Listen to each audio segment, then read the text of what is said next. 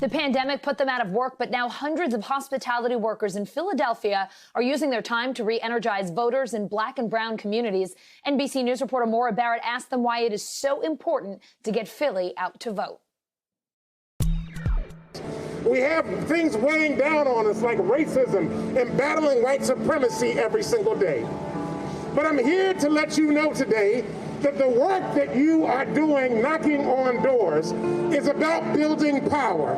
It is about building people up to be able to move past their anxiety, to move past their frustration, to move past their disappointment, and for them to stand up and say, my vote counts, I have power, I can make a difference, and I can change this damn country. I took this journey to really drive home the importance of voting in the inner cities, in the urban communities, and the often underrepresented communities of Philadelphia. Philadelphia can decide this entire election by itself. Tell me a little bit more about that. Why is Philly so important to engage these communities?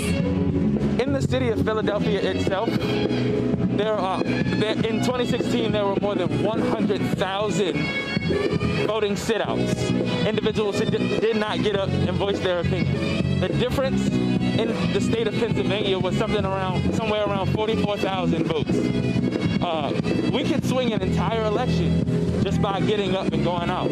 They don't think that their vote matters because it's not a point, because people are fighting evictions, they're fighting racial injustice, they're fighting, being laid off from their job, no health care, and deaths. And so, it matters. So we got to let them know that their voice matters, because sometimes people that look like me don't think their voice matters.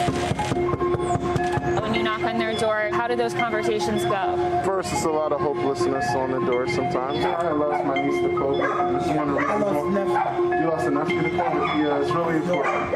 And I think the president did take this. He did take it seriously. And so this is why I dedicated this campaign to my niece, and this is why I'm out knocking. Folks that's been going through a lot of the same pains that you've been going through to let you know that you're not by yourself. When it comes to people that are hopeless about the election and not voting, I share a lot about what's been going on in my own personal life, maybe to help them get through and bridge a gap where they may say, hey, my vote counts. Maybe I should go and try to change things. Awesome.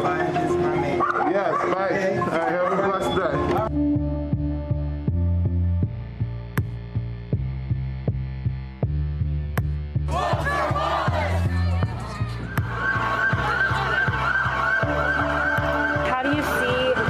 With Walter Wallace this week playing into energy leading up to the election? I see it hurts. But then it's also motivating, because it's like, that we got to keep fighting. We got to hold people accountable. We got to make sure it don't happen, because it's, again, like I said, I have 2 black sons that's in the street. It could be them. A lot of people here, it's not just sons, it's women too that can get killed. And so with Walter being killed, it just shows that we still got a lot of fight that we got to do. We've been fighting for years. We have 400 years of oppression, and we still got to keep going. And it hurts, but then we take that anger, and instead of just taking it and staying in the house and like I said, crying just like it's over, we take that anger and we put it on the doors, and we get motivated. If you can't fix this for us, you gotta go. We deserve to be able to live. We deserve to be able to survive. We deserve to be able to flourish. And Maura joins us now. Maura, wow, some powerful voices there, especially that pastor who spoke off the top. Just amazing. The message here is clear. Philadelphia has so much voting power that it did not use back in 2016. What is making 2020 different, and what do they hope will make the difference in 2020?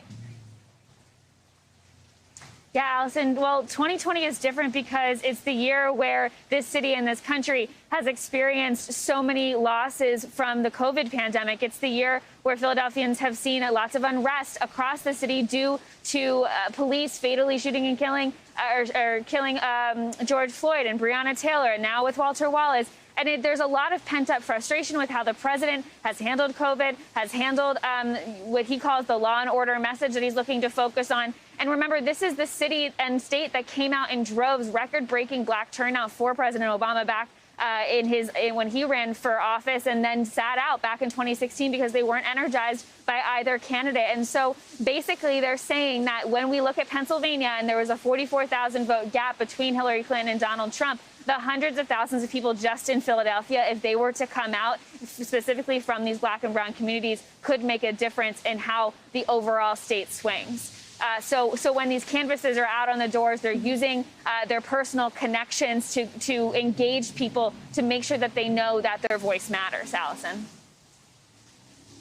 How about the Latino vote, Maura? Some strategists say the Latinx vote could be key in flipping Pennsylvania this election. What can you tell us about the outreach in those communities?